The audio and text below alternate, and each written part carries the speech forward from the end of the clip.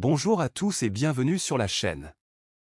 Aujourd'hui, on va débriefer la conférence de presse de Carlo Ancelotti à la veille du match crucial de Liga entre le Real Madrid et Las Palmas. L'entraîneur italien a donné des indices sur les compos probables, et il y a quelques surprises qui pourraient bien faire basculer ce match. Alors, restez avec nous pour tout savoir sur les plans d'Ancelotti pour cette rencontre. Ancelotti, s'inquiétait pour Mbappé. Son dernier but remonte à 2 semaines. L'entraîneur du Real Madrid, Carlo Ancelotti, s'est exprimé en conférence de presse à la veille du match de Liga contre Las Palmas. Le match, ça va être un match disputé comme toujours dans cette Liga. Avec l'intensité, la chaleur pèse aussi et ça va être ouvert parce que Las Palmas est une équipe joueuse. C'est plus dur cette année que l'an dernier? Chaque année est différente avec son propre défi. La structure évolue et l'équipe doit s'accommoder. La saison passée, au début de saison, on a gagné beaucoup de matchs dans les dernières minutes par exemple. C'est assez normal, l'équipe doit se lancer. Dans le foot moderne, on peut dire à un attaquant de ne pas défendre? Il faut une équipe compacte, c'est ça la clé. Si l'attaquant presse et la défense ne sort pas, problème à venir. Il faut penser collectivement, pas individuellement. Quand Mbappé joue, vous commencez le match à 1-0. C'est ce que vous avez dit avec Cristiano en 2014. Lui, Vinicius. On a beaucoup de ressources. On a inscrit 6 buts et l'équipe n'est pas encore à son meilleur niveau. Ça dit beaucoup. On n'aura jamais de problème par rapport au but marqué, ça se voit déjà. Vous aimez le nouveau format de LDC? Je n'ai pas encore d'avis parce qu'on n'a jamais joué quelque chose comme ça. Patience, on en parlera durant l'année. La nouveauté est parfois une bonne chose. Que demandez-vous exactement à Tchouaméni? C'est un joueur très important. On ne lui demande pas de faire du Kroos, comme à Kroos on ne demandait pas de faire du Tchouaméni.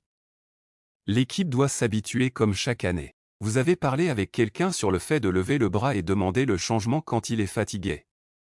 Non, je ne visais personne en particulier. J'ai exprimé mon avis sur le sujet, rien de plus.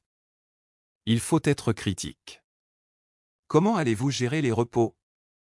Nous avons beaucoup de ressources et l'idée est de faire beaucoup de changements. Quand va démarrer la Ligue des Champions, le calendrier sera difficile. Il faut en tenir compte. Que pensez-vous des inscriptions de joueurs du Barça? Demandez à la Liga. Nous, on respecte. Mbappé est encore en train de s'adapter, et en progression. Il travaille avec humilité et va bien. Son adaptation est sur la bonne voie. Comment vous trouvez Militao? Il est revenu à son meilleur niveau. Il montre de la continuité, de la solidité et s'entend bien avec Rudiger. Sa qualité de passe longue est très précieuse et va beaucoup nous aider. Les attaquants que nous avons sont très rapides donc ça colle.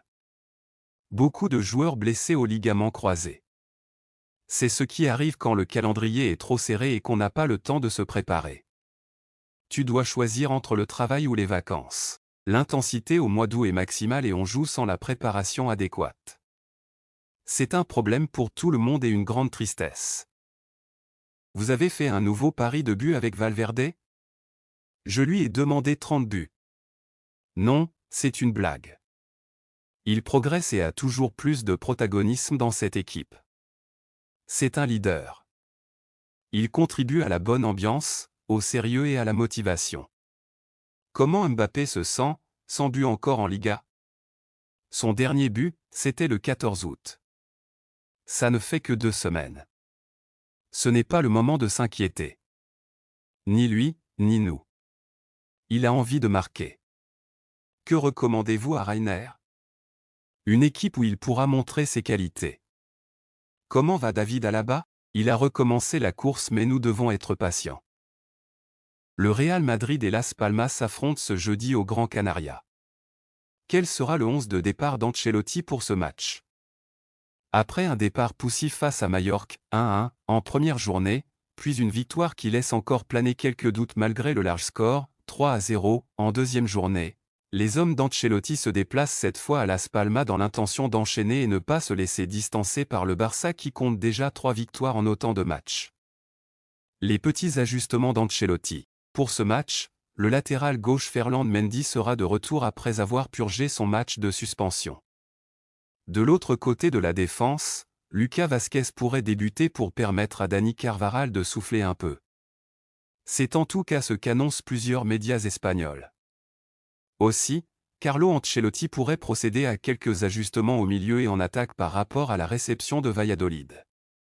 L'Italien pourrait par exemple titulariser Luka Modric à la place de Gullet, et tenter une nouvelle ligne offensive avec Brahim Diaz sur l'aile droite. Les seules certitudes de ce 11 se situent dans les buts, avec Courtois, en défense centrale avec Militao et Rudiger, et enfin devant eux le double pivot composé d'Aurélien Tchouaméni et Federico Valverde. Vinicius et Mbappé seront eux aussi titulaires à n'en pas douter. La série noire de Las Palmas. De son côté, l'équipe de Pimienta qui a évité la relégation la saison passée, 16e place avec 40 points, enchaîne les matchs depuis février sans la moindre victoire. 16 rencontres consécutives sans succès depuis février dernier. Autant dire que la tendance n'est pas à une fin de série demain étant donné l'adversaire, et quand bien même en jouant à domicile. Et voilà pour ce tour d'horizon de la conférence de presse de Carlo Ancelotti avant le choc contre Las Palmas. Les choix de l'entraîneur pourraient bien être décisifs pour ce match, surtout avec les surprises qu'il nous réserve dans les compos. On se retrouve après la rencontre pour analyser la performance du Real Madrid.